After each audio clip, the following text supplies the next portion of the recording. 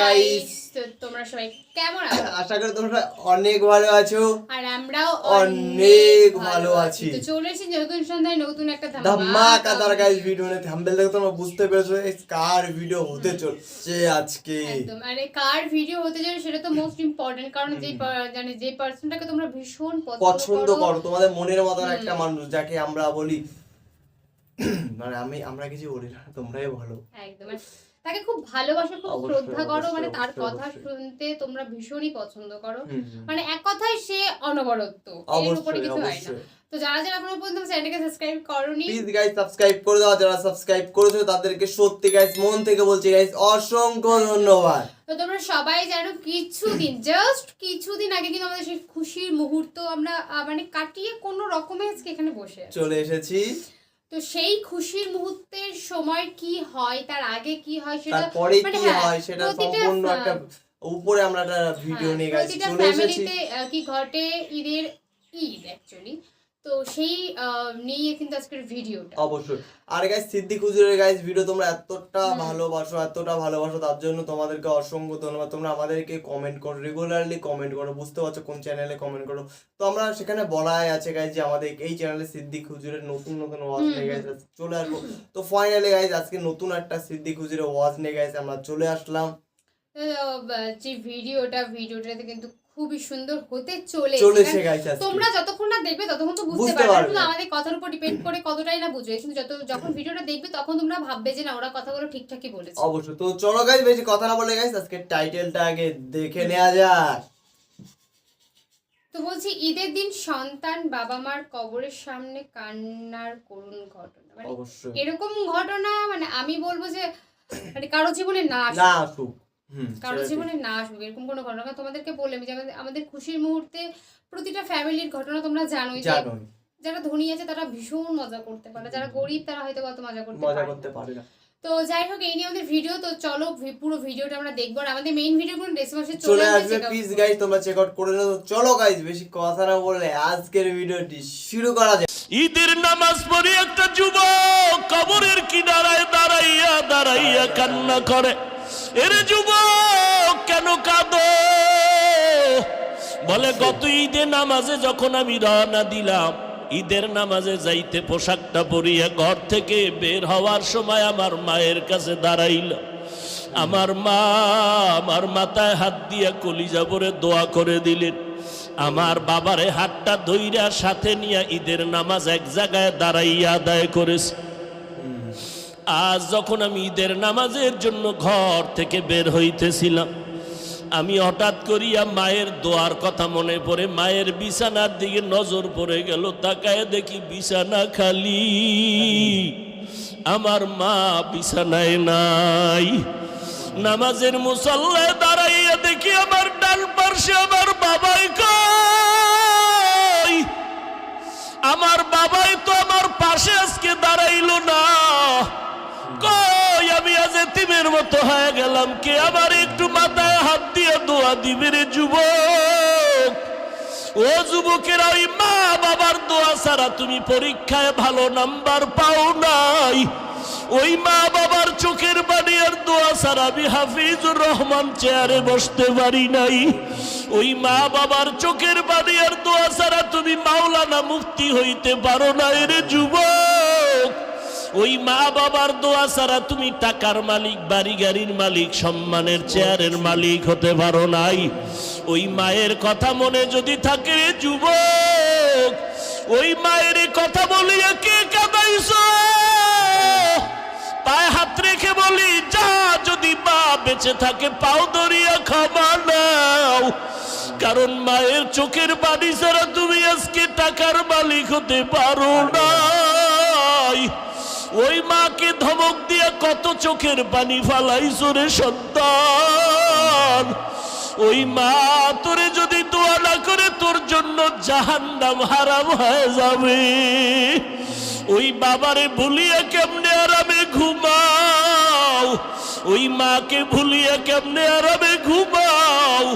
ও যুবক, এত নিষ্ঠুর কেন হইলি? চোখেও কি একটু পানি আসবে না রে বাবা? ওই মাকে হারাইয়া বাবারে হারায়া কেমনে ঘুমাও?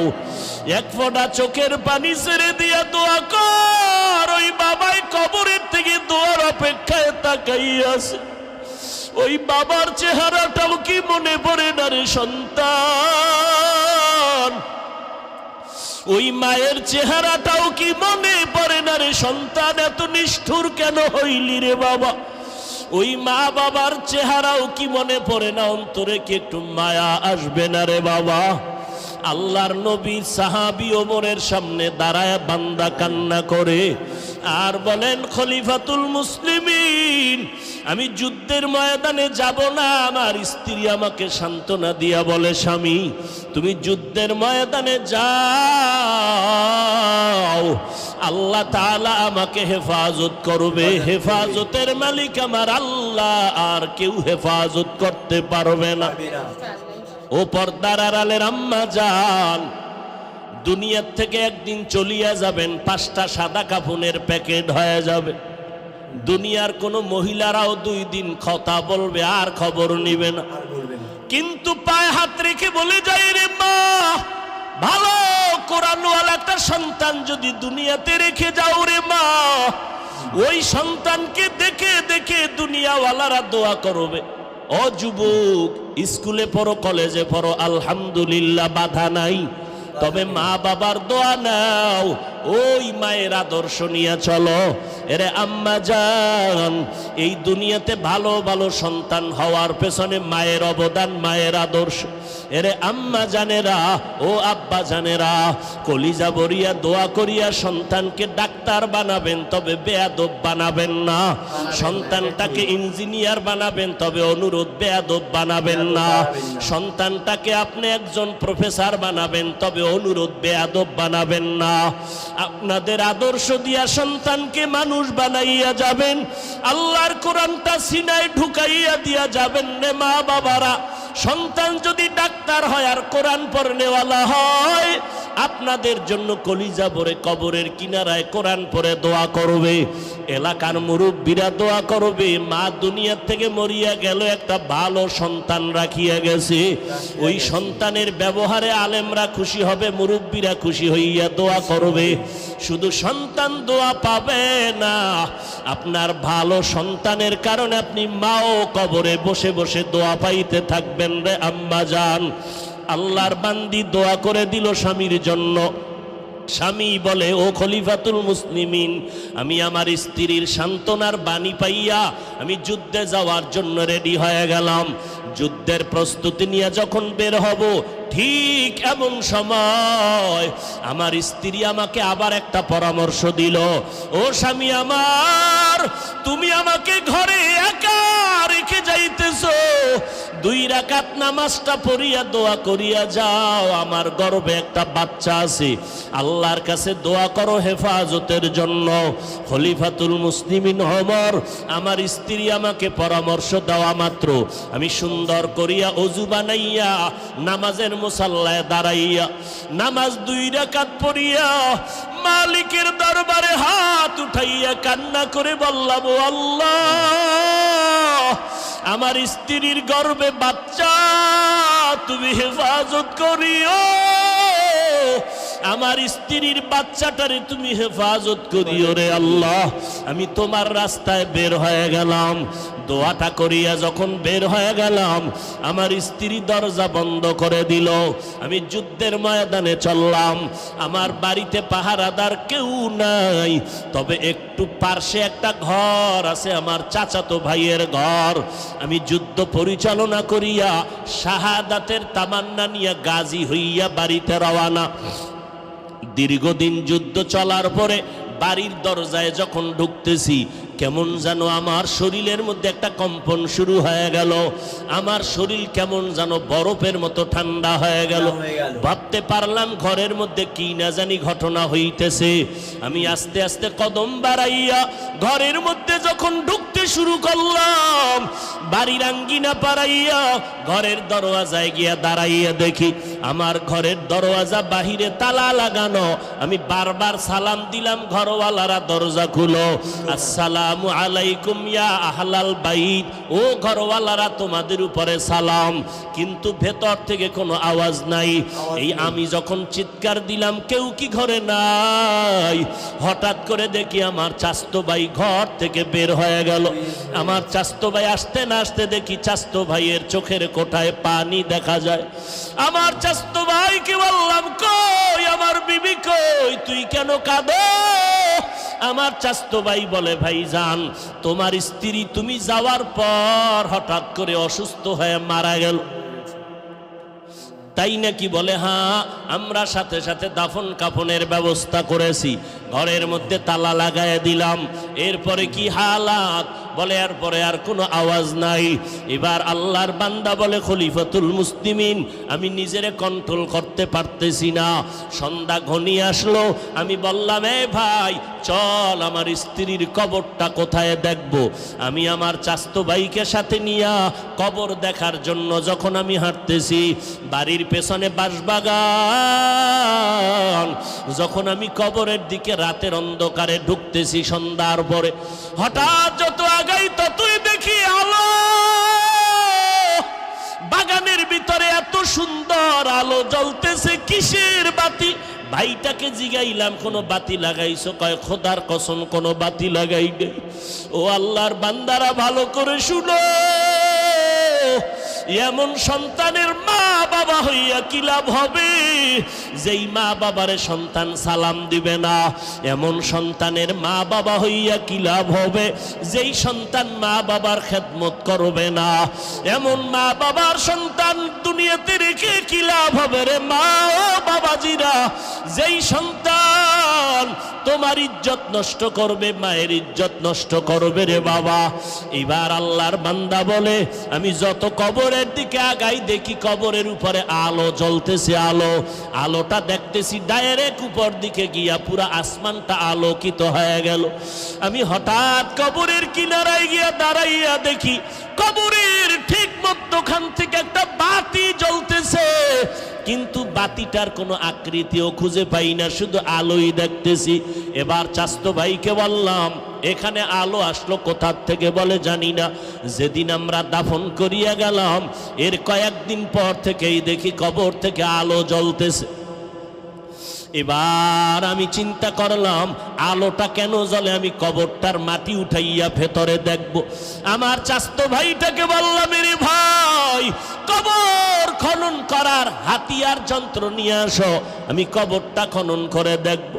আমার ভাইটা যখন ঘরের দিকে রওনা দিয়া চলে যাইতেছে, আমি এদিকে দাঁড়ায় আছি আর চোখের পানিগুলো পড়তেছে। তার আমার ভাই যন্ত্র আনতে না আনতে আমার ভাই ঘরের মধ্যে যাইয়া পৌঁছতেও পারে নাই। আমি নজর করে দেখি কবরটা মাঝখান দিয়া ফাঁকা হয়ে গেছে। আমি একটু নজর দিয়ে দেখি আমার স্ত্রীর বুকের উপরে ওই সন্তানটা খেলাধুলা করতেছে, আর ওই সন্তানের ফুটন্ত আলোটা উপরের দিকে যাইতেছে। আমি এবার সন্তানটাকে ধরার জন্য একটু চিন্তা করতেছি, হঠাৎ করে গাইবি আওয়াজ, কে যেন আমাকে বলে, ভেতরে নাম, ওই সন্তানটারে কোলের মধ্যে জড়াইয়া তাড়াতাড়ি বের হয়ে যাও। আমি নিচে নামার পর ওই সন্তানটাকে কোলের মধ্যে জড়াইয়া উপরে উঠতেছি, আবার আওয়াজ, কে যেন আমাকে গাইবি আওয়াজ দিয়া কয়, এই আল্লাহর বান্দা যুদ্ধের ময়দানে যাওয়ার সময় নামাজে দাঁড়াইয়া আল্লাহর কাছে দোয়া করেছিলি স্ত্রীর গর্ভের বাচ্চাটারে হেফাজত করো, সাথে সাথে আরশে আজিমে তোর দোয়া। মিশরের জমিনে দাঁড়াইয়া পয়গম্বর ইউসুফ আলাইহিস সালাম, মিশরের মধ্যে দুর্ভিক্ষ, খানা নাই, লাইনে দাঁড়ায়া ইউসুফ নবী চেয়ারের মধ্যে বসলেন, অর্থমন্ত্রীর দায়িত্ব নিয়ে খানা দেয়। লাইনে দাঁড়ায় দাঁড়ায় সবাই খানা নেয়। হঠাৎ ইউসুফ নবী তাকায় দেখলেন একটা যুবক লাইনে দাঁড়ানো। ইউসুফ নবীর নজর পড়ে গেল যুবকের নজরটাও খানার দিকে না, ইউসুফের চেহারার দিকে। ওই নজর ওদিকে, ওর নজর এদিকে। সামনে যখন দাঁড়ায় গেল, লাইনে আসতেছে, সবাই ব্যাগ নিয়ে খানা নিয়ে যায় মেপে মেপে। সিরিয়ালে যখন দুপুরে যুবক দাঁড়ায় গেল, লোকেরা কর্মচারীরা বলে তোমার খানা নেওয়ার ব্যাগ কই? কয় ব্যাগ নাই। খানা নিবা কিতে? কয় নিব না। তো আসছো কেন? এত কষ্ট করে লাইনে দাঁড়াইছো। বলে বেয়াদবি মাফ করে দাও, মন্ত্রী মহোদয়ের সাথে আমি কানে মুখে একটু আওয়াজ দিয়ে কথা বলবো। ইউসুফ নবীর চেহারার নজরটাও তো লেগে গেছে যুবকের উপর। পয়গম্বর ইউসুফ নবী বলেন, ও কর্মচারী, যুবকের একটু সুযোগ দাও আমার সাথে কথা বলার জন্য। যুবক ইউসুফ নবীর কাছে গিয়া হাজির, কানের কাছে মুখটা লাগাইয়া কি যেন আস্তে করে বলছেন। সামনের সব মানুষগুলো তাকায় আছে অপলক দৃষ্টিতে। এই যুবকটাকে যে আমরা লাইনে দাঁড়াইয়া খানা নিলাম, যুবকের খানাও নেয় না, কোনো ব্যাগ নাই, কোনো পাত্র নাই, অথচ ইউসুফের সামনে ডাইরেক্ট চলে গেল। শুধু চলিয়া গেল না, কি যেন কানে কানে বলছে জানাও নাই। সবাই নজর করে দেখে, ওই যুবক কানের মধ্যে মুখটা লাগানো মাত্র দেখে ইউসুফ নবীর চোখ বেয়ে টপ টপ করে পানির ফোঁটা পড়তেছে। সুনিদা কে ভবদ মানন্দ দিদা তোরা দিদা ওয়ায়ুসুফরা সুনিদা। সবার ভেতর একটা কৌতূহল, এই যুবক কি জানো ইউসুফ নবীর কানের মধ্যে আওয়াজ দিল। ইউসুফ নবী কান্দে কেন? কান্না মাত্র ইউসুফ নবী চোখের পানিগুলো মুছে আর কয়, রে কর্মচারীরা, এই যুবক এর কোনো ব্যাগ নাই, খানার নিয়ত নাই, এরে কোনো খানা দিবা তবে আমার পক্ষ থেকে হাদিয়া হিসেবে দাও। ব্যাগের আয়োজন করো, পাত্র জমা করে ইচ্ছা রকম যা পারে তাই দিয়া দাও। সে যেন চাইতে না হয়, মনের মতো দিয়া দাও, কোনো মাপজোপ দিবা না। আমার মনটাও খুশি, যুবকের মনটাও খুশি করে দাও। যখন ব্যাগ ভরে ভরে সীমাহীন খানা দিয়া যুবকের ইউসুফ নবী নিজেই বিদায় সংবর্ধনা জানায়।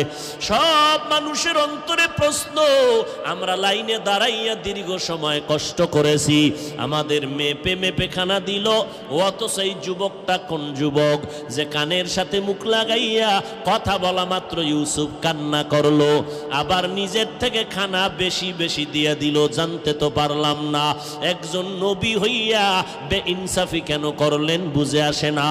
আমার আল্লাহ ইউসুফের জানায় দিলেন, রে পয়গম্বর, তুমি একজন নবী, উম্মতের রাহবার, তোমার উপরে যেন কোনো প্রশ্ন না আসে। এই মানুষগুলোর অন্তরে প্রশ্ন, তুমি যদি হও। তো বন্ধুরা, আমাদের ভিডিওটি তোমাদের কেমন লাগলো অবশ্যই তোমরা কমেন্টে জানাও। এখানে অনেক ধরনের কথা, কিন্তু গাইস আমার প্রথমের ওয়াজটা সত্যি খুবই ভালো লাগছে। প্রথম দিকে একদম, তারপরে মিডিলে তার মানে অমাইক লেভেলের ছিল। ও মিডিলে অন্য একটা ওয়াজ তোমার দিয়ে দিল, তার জন্য অত ইন্টারেস্টিং পেলাম না। একটা কথা আছে, তোদের প্রথমে এক ধরনের কথা শুনছো, তো তারপরে কিন্তু টোটাল মনোযোগটা সেখানে চলে যায়। আমাদের টোটাল মনোযোগটা ওখানে চলে গেছে। সত্যি আমার কিন্তু হ্যাঁ, কবর থেকে যখন উঠবে তার পরের ঘটনাগুলো কি হয়, আমার কিন্তু পুরো ইন্টারেস্ট পেয়ে গেছে যে পরে কি হতে চলেছে। সত্যি গাইস আমার খুবই একটা মানে এর ভিতরে মিডল দিয়ে কি না কি হয়ে গেল। তো গাইস তোমরা যদি ওই অস্ত্র যদি শুনতে চাও তো অবশ্যই গাইস আমাদের চ্যানেলটাকে সাবস্ক্রাইব করে রাখো। অবশ্যই ওই অস্ত্র যেখানতেই না পারি আমরা ঠিক খুঁজে নিয়ে এসে আবার ভিডিও করব। অবশ্যই তোমরা আমাদেরকে এটুকুনি, মানে যেটুকু তোমরা শুনেছো অবশ্যই সেটুকু তোমাদের ঠিক কেমন লেগেছে সেটুকুনি জানিও। কারণ তোমরা একমাত্র দেখলে যে আল্লাহর উপরে যদি তুমি বিশ্বাস রাখো, ঠিকমতো নামাজটা করো, তাহলে মানে তোমরা নিজে চোখেই দেখলে উনি যুদ্ধের আগে ওনার যে ইয়ে ছিল, যে ওনার স্ত্রী ছিল, তো তার পেটে সন্তান ছিল। তো তিনি আল্লাহর কাছে বলে গেছিল যে আমার সন্তানটাকে মানে সুস্থ রেখে রেখো। তখন সে যুদ্ধ চলে গেল। তো সে যখন যুদ্ধ থেকে আসলো গাইস, তো তখন তার ভাই বলছে যে তোমার স্ত্রী মারা গেছে, বা তারপরে তার কবরের ওখানে নিয়ে যে বুঝতে পারছো তার বাচ্চাটা হঠাৎ বাচ্চাটা আছে সেটা থেকে বড় কথা কবরটার ওখানে পুরো আলোকৃত হয়ে গেছে, মানে এটা থেকে স্বাভাবিক মানে সম্ভব তোমরাই বলো। ওইটা ওই বাচ্চাটার আলো ছিল যে আল্লাহ তাকে সুস্থ রেখেছে, সে কবরের ভিতরে সে সুস্থ ছিল। কারণ সেই মানুষটা কিন্তু আল্লাহকে ভীষণ বিশ্বাস করতো, ভরসা করতো, আর প্রতিনিয়ত নামাজ পড়তো, মানে যে কোনো পরিস্থিতিতে যেখানেই নামাজটা করতো। এই জন্যই কিন্তু সে অতটা মানে তার মানে স্ত্রী মারা গেছে বাট তার সন্তানটা সুস্থ ছিল। তো গাইস একটা কথা বলবো, যদি ভিডিওটা ভালো লাগে অবশ্যই লাইক কমেন্ট শেয়ার অবশ্যই করো প্লিজ প্লিজ গাইস। তোমাদের নতুন চ্যানেল হয়ে থাকুন, মানে আমাদের চ্যানেল নতুন হয়ে থাকো, তো প্লিজ গাইস আমাদের চ্যানেলটাকে সাবস্ক্রাইব করে দিও।